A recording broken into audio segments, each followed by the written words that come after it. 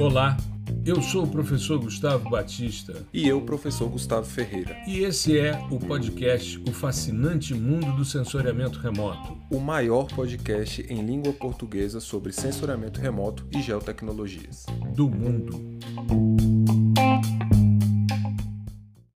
Olá, nós estamos começando mais um episódio do podcast O Fascinante Mundo do Sensoriamento Remoto. Episódio 153. E hoje nós vamos falar sobre análise textural em imagens por matriz de co-ocorrência. Eu hoje estou meio baleado, meio resfriado, né? A gente está começando a ter, né, alguns reflexos aí desse tempo fechado, desse tempo isolado. Então, tenho visto algumas pessoas, né, já verifiquei, não é Covid, mas... a gente vai, né, aqui ficou muito tempo fechado, então a nossa imunidade dá uma baixada e às vezes a gente pega aí um resfriado. Nem digo que seja gripe, porque me vacinei contra a gripe quando tomei a 4ª dose, contra a Covid, enfim, vamos nessa. É só esse nariz meio fanho aqui, essa voz anasalada, mas a gente tem aqui o nosso DJ aqui, o professor Gustavo Ferreira, com a sua voz preservada. Vai tocando as coisas, né, meu amigo? Vou te falar que não está tão preservado assim, não, né? Dado o dia de ontem, né? Está gravando aqui no sábado. Então eu fui assistir o jogo no Mané Garrincha, né? Tem um evento lá e tal. A gente foi comemorar o aniversário de uma amiga também, então foi a galera toda. Eu gritei pra caramba. E aí, hoje eu acordei, a gente pegou chuva também na volta e foi uma loucura. E aí eu acordei também com a voz meio ruim, mas não tem problema, não. Acho que o maior problema aí é a gente ter perdido o jogo e tal, mas isso aí fica para um outro momento, um outro podcast. Vida que segue. Foi bacana. A Copa está sendo muito, muito legal, né? A gente está cheio de surpresa aí, cheio de zebra, achei legal. Agora eu sou marroquino desde criancinha. Ah, sim, Magrebe, né? Magrebe desde o início, eu acho que é bem por aí, né? Eu acho que é por aí. Vamos torcer para os caras que estão merecendo, cara. O histórico deles é muito bacana, né? Assim, nessa Copa e tal. Achei muito legal. Com certeza. A gente fez alguns posts também relacionados à Copa, aos estádios, algumas curiosidades. A gente aproveita esse momento para fazer os links entre as coisas, né? Mas e ver que tá tudo... É esperar 2026 agora, a gente vai voltar muito mais forte. E é legal a gente ver que tá tudo relacionado, né? Não só a parte de visualização, que é o mais comum, né? Vamos ver como é que tá a capital da Copa do Mundo, né? Que, como a gente colocou... Um time-lapse, né? Que a gente time-lapse de Doha e tal, e a gente verificar aquela expansão urbana absurda em tão pouco tempo, num domínio árido daquele, né? Mas é entender também a relação com outras Copas, a relação que tem a própria corrida espacial, questão de produtos e sistemas orbitais, né, que foi o que a gente colocou da bola Telstar. Então tudo está relacionado, é muito louco isso e muito legal de abordar, que um tema que aparentemente não tem muito a ver, né, com a nossa área, com imagem de satélite e geotecnologias, na verdade tem uma relação muito profunda e historicamente consolidada, né? Exato. E é interessante, quando a gente pega os time-lapses propostos pelo Google, ele utiliza para análise de expansão urbana tanto Doha quanto Dubai, que são duas áreas. Dubai, por exemplo, não tinha praticamente nada em 84, quando eles começam esse time-lapse com os dados Landsat, e depois você vê o crescimento. Doha, a mesma coisa, né? Então, é muito interessante a gente poder fazer esses links, né, trazer a noção da bola, da Copa de 70 até o Star, a questão da transmissão mundial, né? Meu pai conta que na Copa de 58 demorava uma semana para chegar o resultado do jogo aqui, né? Aí você começa a ver, e a Copa de 70 foi a primeira em transmissão ao vivo e a cores, né?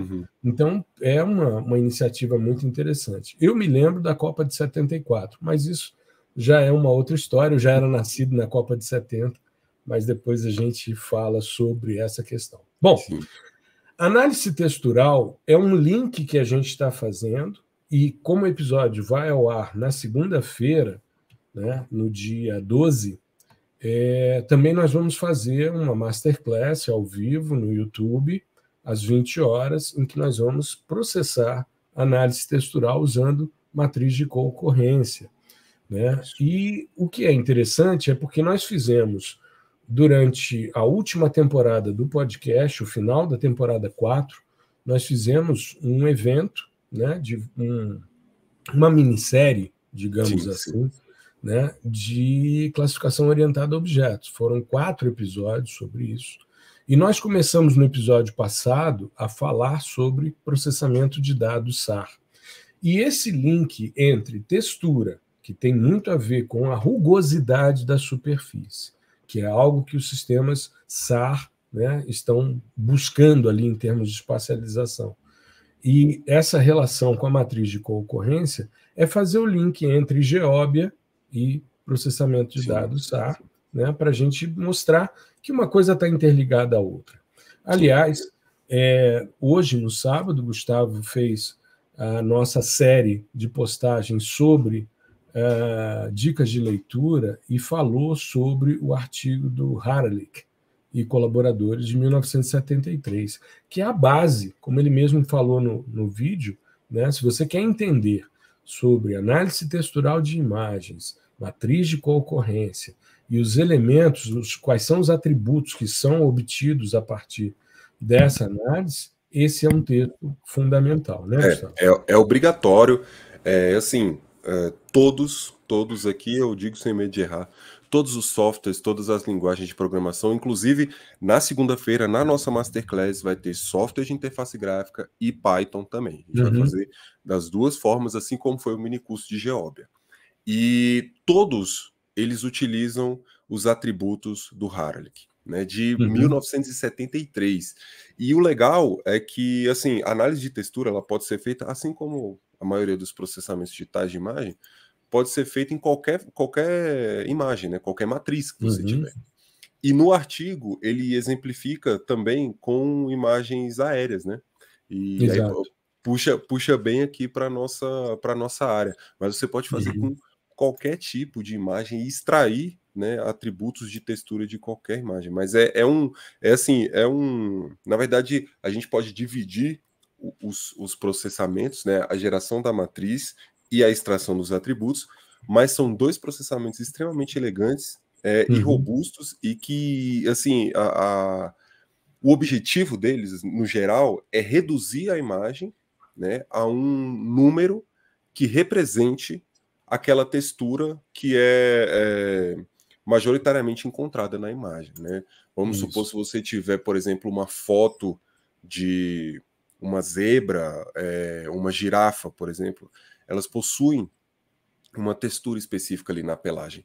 E se naquela foto ali, naquela imagem, você não capturar, né, apenas der um zoom ali só no animal, tem um contexto, né, você vai ter o atributo de textura extraído da maneira mais fina, que é daquela textura específica. Agora, se você tem uma girafa e tem um cantinho da imagem e tal, outras coisas, né, mas que a girafa ainda é o foco ali, você também vai ter esse atributo focado no alvo principal, mas ele vai sofrer um pouquinho de influência do restante do contexto da cena, né? Então, porque a lógica é reduzir, né, como eu falei, reduzir a sua matriz a um número representativo.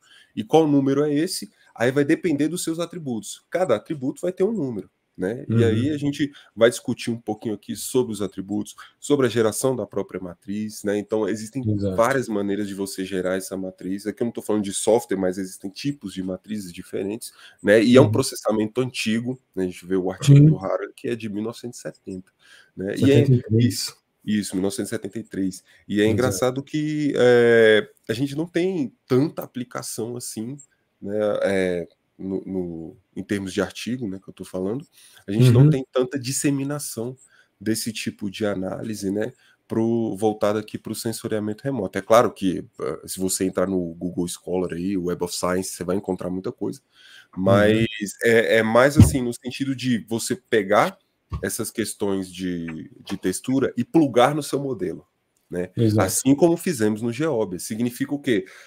Então se eu quisesse, eu poderia pegar todos esses atributos e colocar dentro do nosso cubo ali, sem sombra de dúvida.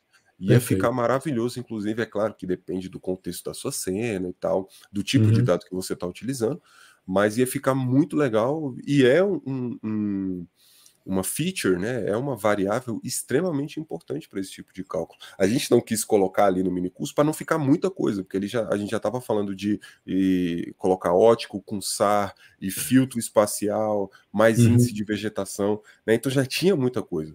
Mas a ideia é você ir agregando cada vez mais e o legal é testar e ver o quanto que isso melhora em termos de acurácia, né, o seu modelo. E aí isso, inclusive, pode ser um estudo, né? Fica aqui uma sugestão de você analisar a inserção de atributos de textura dentro dessa questão de segmentação de Geóbia e entender se aquilo, dentro do contexto ali geográfico da sua área de estudo, se aquilo interfere muito na acurácia do modelo. Você sabe que eu, a primeira vez que publiquei um artigo no Simpósio Brasileiro foi no 8º simpósio, né? Eu apresentei em Salvador em 1996. E o que é interessante é que no simpósio anterior, que foi o 7º, o de Curitiba, em 1993, foi a primeira vez que eu li um artigo sobre matriz de concorrência. Eu já conhecia o texto do Haralick, né? Mas em termos de aplicação, foi a primeira vez que eu vi essa questão de utilização da matriz de concorrência e das feições. No caso, a autora usava o segundo momento angular, a diferença, né, momento de diferença e entropia. E o que é interessante é que ela fazia uma análise de 3 classificações. Ela pegava 3 bandas, né, a 3, 4 e 5, que era o que normalmente a gente usava. Naquela época era muito caro os dados Landsat, então a gente comprava quadrante e 3 bandas para trabalhar. E ela utilizou, né, as 3 bandas, a 3, 4 e 5, que era o que era mais comum, e depois ela fez uma segunda classificação a partir desses 3 componentes texturais tirados da banda 3, e depois uma terceira classificação com esses componentes texturais a partir da banda 5. Né? Então você está trabalhando ali com uma banda no vermelho, uma no NIR e uma no suor 1. E os resultados são muito interessantes, porque somente com a parte espectral ela teve uma exatidão de 70%. Quando ela joga esses componentes texturais na imagem, junto com a imagem, né, com as 3 bandas, essa exatidão ela aumenta para 77%, e quando ela joga os elementos texturais do suor, essa exatidão aumenta para 80%. Então, foi a primeira vez que eu vi um trabalho, da Sandra Kogo, Departamento de Matemática da Universidade Federal de Santa Maria. Então, era uma coisa, né, que começava a ser explorada em termos de sensoriamento remoto, mas depois você não vê muito essa discussão. Apesar disso estar implementado, tanto no Orfeu Toolbox, como no Snap, em outros, né, você tem, só que as pessoas muitas vezes procuram matriz de concorrência. No caso do Snap, você tem lá análise textural, beleza, mas tem sempre, né, o GLCM. GLCM. E aí os caras estão sempre buscando essa, que é a matriz de concorrência de nível de cinza, né? E aí é interessante essa relação, porque a matriz de concorrência é uma relação de contexto. Ou seja, você não vai avaliar o pixel isolado, você vai avaliar o pixel em relação aos seus vizinhos, em diversos ângulos ali, né? Ou seja, nas direções preferenciais. Isso é muito legal. A gente, assim, para começar a discussão, eu acho que a gente pode... Você chegou no ponto certo. A geração da matriz de concorrência é o primeiro passo. Né? Significa o quê? Que os atributos texturais são extraídos da matriz. Beleza. Exato. Mas você primeiro precisa gerá-la. Né? Exatamente. E o que é essa matriz? Como que ela é calculada? Bom, olha o nome. Matriz de co-ocorrência. Então, o que ela está medindo? A ocorrência de 2 tons de cinza, porque é matriz de concorrência de níveis de cinza. Nível de cinza, exato. Ocorrência de 2 tons de cinza iguais, dado uma distância. E que distância é essa? Se eu estou trabalhando com a matriz, essa distância, né, uma imagem, essa distância são dada em pixels, né? Dado uma distância e um ângulo, né? E às vezes isso confunde porque as pessoas tendem a dissociar a informação angular das matrizes. Só que você consegue calcular ângulos, né? Se a gente pensar num pixel aqui no centro, você tem acima dele 90 graus, né? Se você descer um pouquinho, tem 135, você tem um ângulo também de 45 graus. E então, o zero? E o zero, que é ali... Vai pegar 180 também, exato. Exatamente, é o lateral ali, é quem está do ladinho do meu pixel central. Então, inclusive, a matriz, ela é gerada, o ideal é que você gere várias matrizes para várias distâncias e ângulos. Tá? Então, se você quer capturar texturas diferentes dentro da sua cena, igual aquele caso que eu falei, que você tem uma girafa e uma outra coisa aqui no fundo de contexto, o ideal é que você gere várias matrizes com várias distâncias e ângulos diferentes. Então, esses 2 parâmetros, eles são extremamente importantes, que é a distância e o ângulo. E aí, esse cara, a matriz, ela vai computar. Por exemplo, um nível de cinza 255, né, na distância de 1 pixel, né, e ângulo 0. Então, eu vou pegar, tem 255, ele analisa aquele pixel, olha para o pixel vizinho ali do lado, no ângulo 0, ou seja, ali na lateral. Aí viu, é 255, ou seja, tem uma co-ocorrência aqui. Aí lá na matriz, quando tiver ocorrência de 255, ele vai colocar uma vez. Teve isso mais de uma vez na imagem, com essa mesma distância, esse mesmo ângulo, essa ocorrência, ele vai colocar 2 vezes, 3 vezes, ou quantas vezes ela ocorre. Ocorre 200 mil vezes. Ele vai colocar 200 mil lá, onde é 255. Né? E assim ele vai fazer para todos os níveis. Se a gente está imaginando uma cena de 8 bits, então ele vai fazer isso para os 256 níveis, de 0 a 255. E aí você 0 e 0, depois 1 e 1, e assim vai, né? E vai calcular 4 matrizes de concorrência.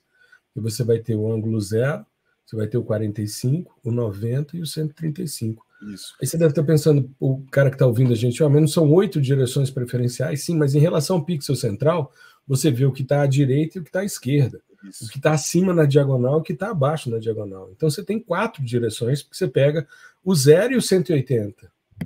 Né?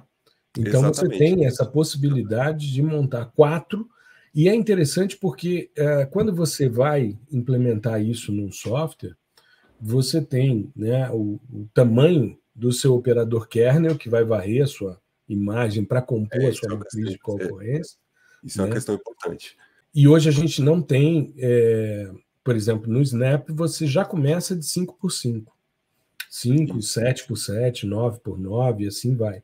Né? E você define também qual é o nível de quantização, ou seja, qual é a resolução radiométrica do seu dado, para você poder jogar nessa composição da matriz até onde vai, até qual nível de cinza ela vai avaliar. Sim. E a partir daí, né, são feitas as análises de textura. É muito interessante isso. A lógica ela é muito simples, né? Essa de co-ocorrência. E a geração da matriz, como a gente falou, né, se você quiser texturas diferentes, várias matrizes com distâncias e ângulos diferentes, inclusive você tem a opção de utilizar ângulos não convencionais para matrizes. Aí você faz uma questão de interpolação, mas assim, para a maioria dos casos não vai fazer tanta diferença assim. Exato. Se você quer um ângulo de 110 graus, ele vai interpolar. Né, entre o 90 e o 135 ali, ele vai interpolar. Então, você vai ter uma informação interpolada, é melhor utilizar a original. E você tem também uma opção que, inclusive, é default em vários softwares, que é de normalizar essa matriz. Sim. E aí tem um pulo do gato, porque se você normaliza, porque vamos imaginar aquele primeiro caso, eu tive 200 mil ocorrências de pixel 255, aí eu tenho 1000 ocorrências de pixel 0, mais 2000 de pixel 1, 2 e por aí vai. Aí você vai ter um monte de números ali, e se você normaliza, você tende a colocar esses dados em uma distribuição estatística, né, específica, né? Pode ser uma normal ou não, mas a partir do momento que você normaliza, você abre, né, um leque para análises estatísticas dessa matriz. Então já é mais uma ramificação ali de um possível trabalho, um possível tema. Você analisar, aí você vai voltar os olhos para a análise da distribuição da matriz de concorrência. E isso se faz com a matriz normalizada. E a própria extração dos atributos também, ela fica mais fácil quando você normaliza a matriz. Então é por isso que alguns softwares já fazem por default. Você normaliza esse cara, e aí vai ficar ali entre valores de 0 e 1, e você consegue extrair os atributos mais assim, não diria nem mais rápido, né, mas com mais eficiência. E agora a gente vai entrar, antes de entrar aqui no assunto de extração de atributos, que eu acho que é o mais complicadinho, assim, que o pessoal tem mais medo, por causa das fórmulas, cara. Quando você vê o artigo do Haralick, né, no finalzinho ali, ele coloca todas as fórmulas de extração dos atributos, e aquilo parece um negócio de outro mundo, mas não é, e é muito fácil, extremamente fácil. A gente vai falar um pouquinho sobre isso. Mas uma coisa que é importante, só para fechar, é que a análise de textura e matriz de concorrência, enfim, não necessariamente significa, porque às vezes as pessoas falam, o atributo, ele vai dizer assim, ó, isso aqui é rugoso, isso aqui não é, né? Isso aqui é liso, isso aqui é rugoso. Não é isso. Isso aí você faz no olho, tranquilamente, né? Você consegue identificar isso. E tem cálculos bem mais simples para esse tipo de aplicação. O que você quer identificar, o que você quer modelar é uma textura específica, ou um conjunto de texturas. O caso da girafa que eu falei, né? Se você tem, por exemplo, uma área de cultivo onde você vai ter uma textura específica, né? Que não é igual à textura de floresta, por exemplo. A textura de floresta ela é específica da floresta. Então você quer separar esses alvos pela textura deles. Você não está simplesmente dizendo isso é rugoso, isso aqui é liso. Né? Você quer capturar o comportamento daquela textura, vamos dizer assim, e traduzir isso em um número. E esses números, né, na verdade, não é só um número, são vários. Cada número desses vai ser um atributo de textura, né, que a gente pode chegar neles agora. O Haralick fala de 14 atributos. Isso, são vários. São vários. O Snap, deixa eu pegar aqui, porque eu anotei, porque é muita coisa. Pegar a colinha aqui, porque você tem o grupo de contraste, de características de contraste, o grupo de características de ordenação e o grupo de características estatísticas. Aí, no caso do Snap, né, você tem, no caso, né, das características de contraste, você tem ali contraste, dissimilaridade e homogeneidade, né? E cada um deles tem uma explicação específica, uma fórmula específica para ser tratada. A ideia, né, é que nesse grupo de contraste, as medidas são relacionadas aos pesos de uso de contraste, de correlação, em relação à distância da diagonal da matriz de co-ocorrência.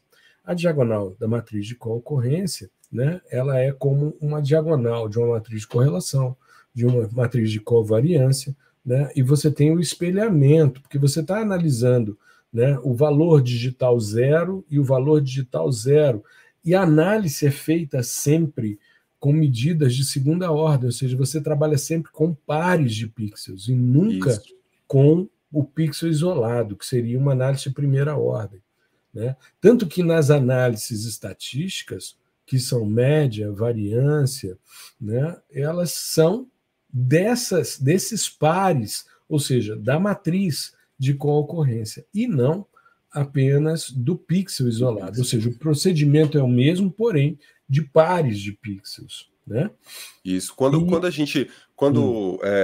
só para pontuar aqui um pouquinho, quando você pega uma matriz de uma imagem dessas de 8 bits, vai ser uma matriz gigante, né? Vai ser um negócio bem grande. E aí você entende, só visualizando, que a diagonal ali e valores que estão próximos às diagonais, a diagonal, na verdade, a diagonal principal, é ali que estão os maiores valores, né? E nas extremidades, né, vão estar basicamente 0.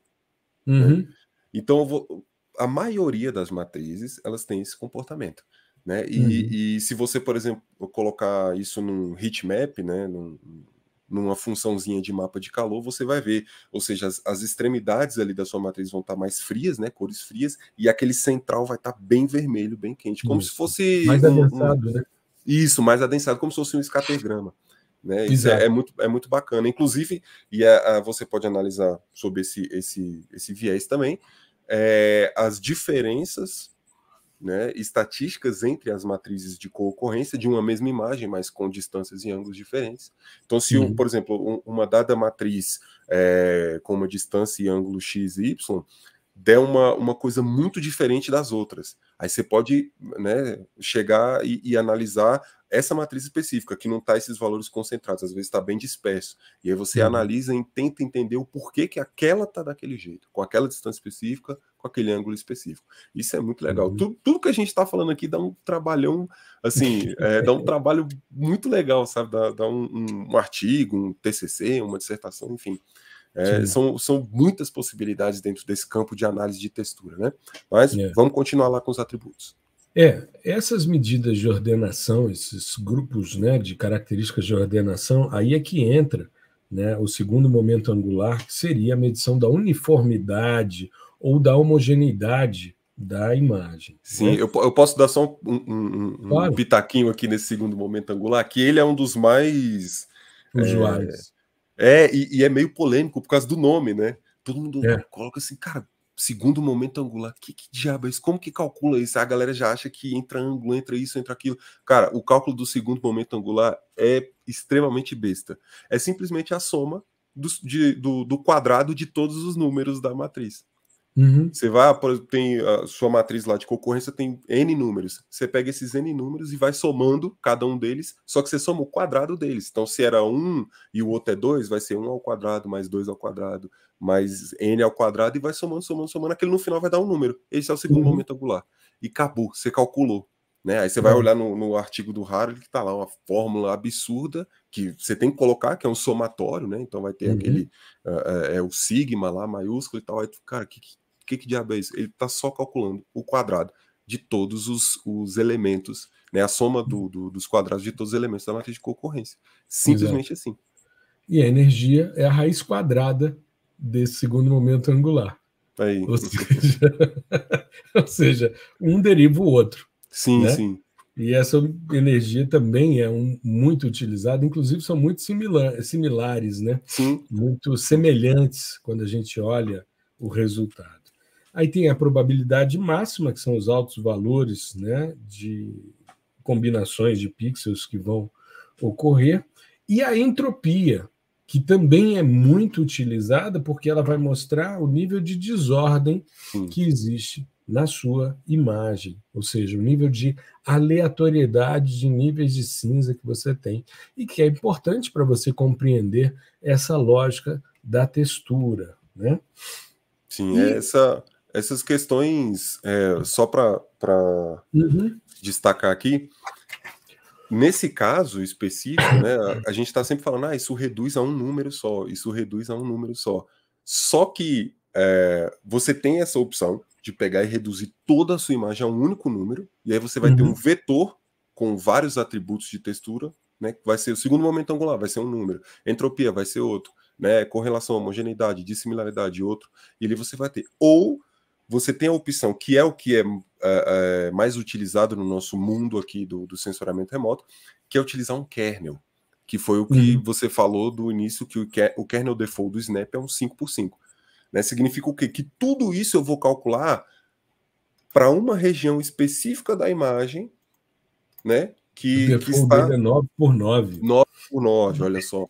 Então você vai calcular todos esses atributos e tudo para uma região específica que está dentro desse kernel de 9x9. E aí você calcula para depois vai passear pela tua imagem aí você vai passando e calculando para todo mundo. Agora você imagina 10, 14 atributos para uma cena, né, de sei lá, 4 milhões de pixels com a janela 9x9. E a gente faz isso super rápido, tanto com Python quanto no Snap, né?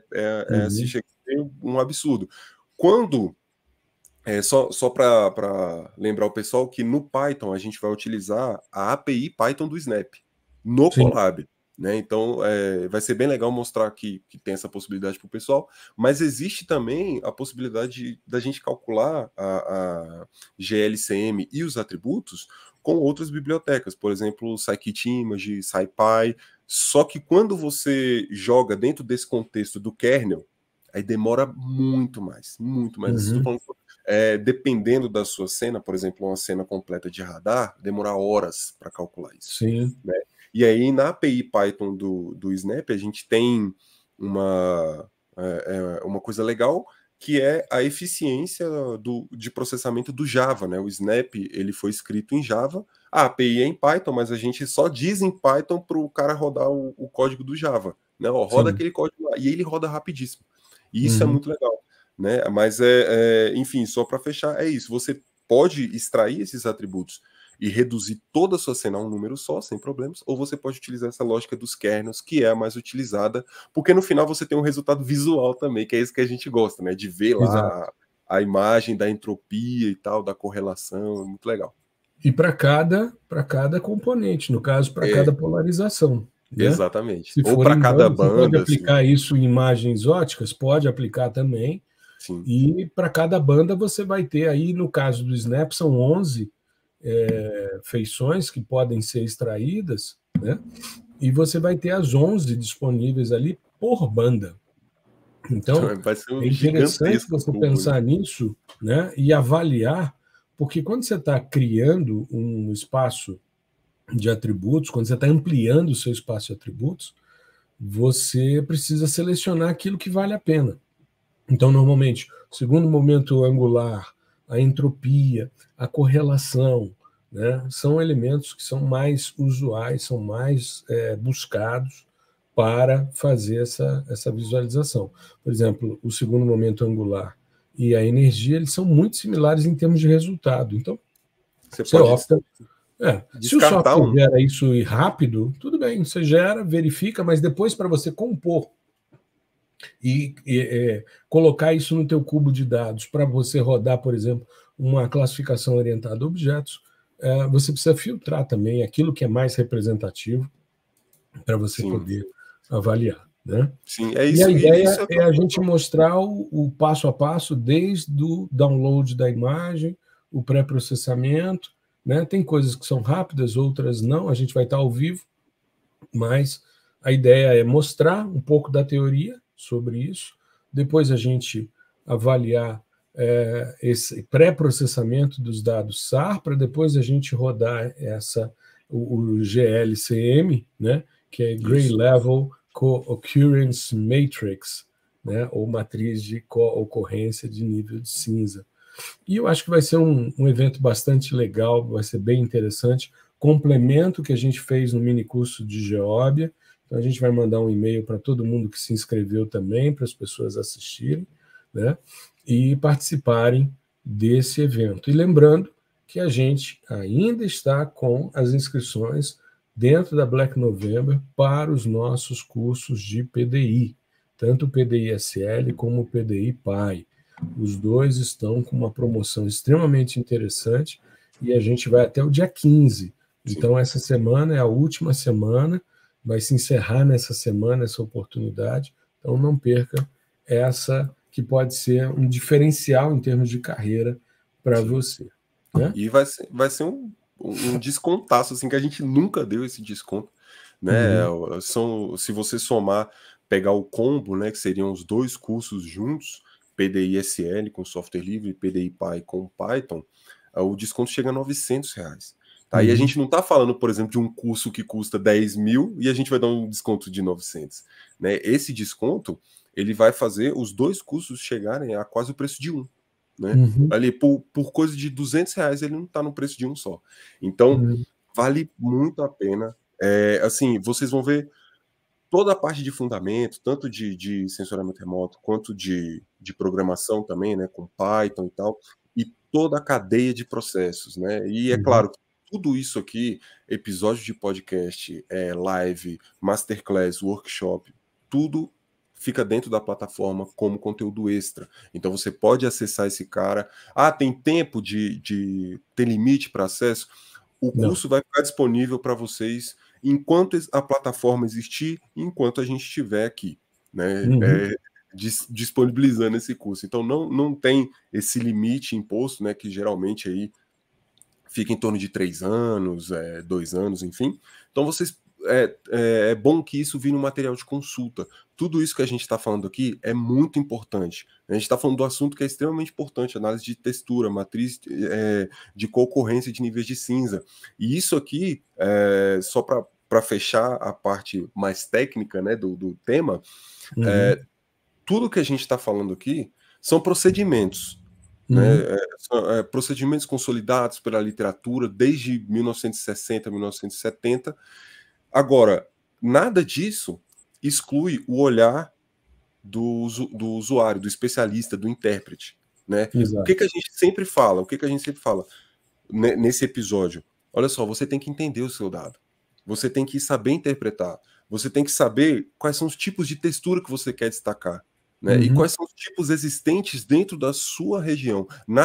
Aqui nada é batido em pedra, sabe? Nada tá certo aqui. Se eu quero uma textura X, o meu atributo segundo momento angular tem que ser o número tal. Não é assim. Tudo vai depender da sua área em termos de disposição geográfica. Tá? E no segundo momento, vai depender também do tipo de dado que você está utilizando. É um radar, é um sensor óptico, é alta resolução, é média resolução. Enfim, você quer colocar isso num contexto temporal, você pode extrair atributos texturais em séries temporais e fazer análise desses atributos. Então, assim, tudo aqui é de extrema importância que o analista, a pessoa que está aqui atrás do computador, entenda do que ele está processando, né? Não é simplesmente apertar botão. E é isso que a gente traz também nos 2 cursos, tá? Aqui é ensinando os fundamentos e mostrando para vocês como que eles são aplicados na prática, né? E mostrando também como interpretar os próprios resultados. Eu acho que isso é bacana, essa é a mensagem que tem que ficar. É um procedimento belíssimo, como eu já falei, é extremamente elegante, é complexo em alguns termos, né? Mas na parte onde o pessoal acha que é mais complexo, na verdade não é, que é por causa das fórmulas matemáticas lá. E hoje, segunda-feira, às 8 horas, a gente vai fazer às 20 horas. Massa, né? Às 20 horas, desculpa, é porque eu botei 8, né, na cabeça, saiu 18. Às 20 horas, a gente vai fazer um mão na massa, então vai ter muito processamento, vai ter teoria também, a gente vai explicar, né? Aqui no podcast fica complicado de ficar fazendo com as mãos, desenhar, a gente pode desenhar na Masterclass, então vai ser muito bacana contar com a presença de todo mundo e processar essa matriz de concorrência e a extração de atributos, tanto em software livre, com o Snap, quanto em Python, com a API do Snap, que vai ser bem legal, que a gente vai poder casar o nome dos processamentos, dos procedimentos e tal, deixar tudo bonitinho. Maravilha. E está passando aqui embaixo, para quem está assistindo o videocast, o link para inscrição nos cursos de PDI, geosensor.com.br/PDI. Tá? A gente vai deixar também no texto e fica a dica aí para que você aproveite essa oportunidade de Black November, que vai até o dia 15 de dezembro. Beleza? Exato. Nos vemos segunda-feira, então, no ao vivo no YouTube, para a gente fazer essa análise textural de imagens por matriz de concorrência. Tá legal? Tá bom? Show de bola, meu querido. Muito obrigado. Aí deu para a gente explicar um pouquinho, sem avançar muito, né? Mesmo um pouco baleado aí com a voz, mas no final dá tudo certo. Deu tudo certo, ainda vai ter, a gente vai complementar com o Masterclass, então vai ficar um conteúdo extremamente rico e foi muito bacana também falar desse assunto que a gente já queria falar faz um tempo, né, sobre isso, aí a gente vai guardando. Bom, acho que essa é a hora e vamos processar todo mundo junto, vai ser muito legal, espero todos. Com certeza. Valeu, meu querido, um grande abraço, Valeu, grande abraço a todos, fiquem bem, uma boa semana, tudo de bom. Tchau, tchau. Valeu, tchau, um abraço.